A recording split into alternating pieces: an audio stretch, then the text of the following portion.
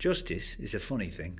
For the poor, it's what keeps them alive, and starving, depending on how the local lord feels about his woods, his streams, his crops.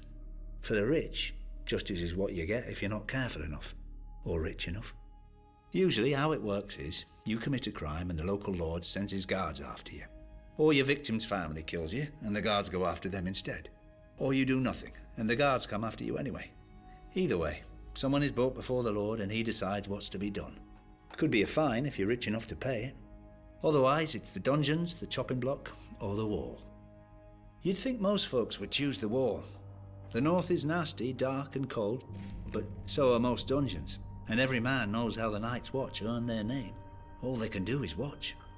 I don't blame the men who choose a quick chop rather than life without one of its few joys. If you're in the capital, it's the King's Justice who takes your head.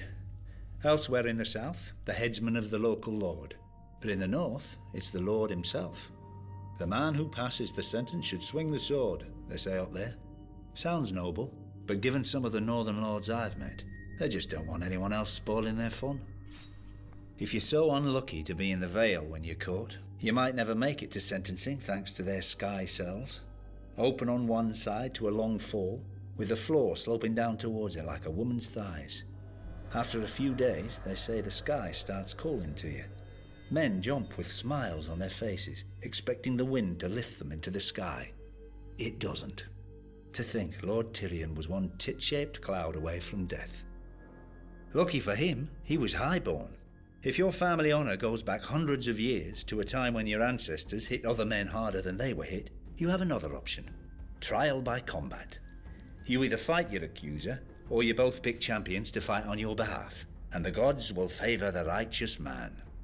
As long as he's also the strongest, the quickest, or the luckiest.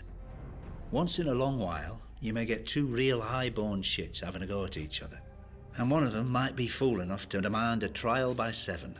Exactly how it sounds. 7 men against 7 men. Makes for a good show, I guess. But any man who's been in battle knows that the more men involved, the less skill needed, the more chance of accidents. Just ask that Targaryen prince who got his head staved in by his brother all those years ago. And all for some hedge knight. If you ever find yourself arrested in the 7 kingdoms, just remember that justice is up to the judge.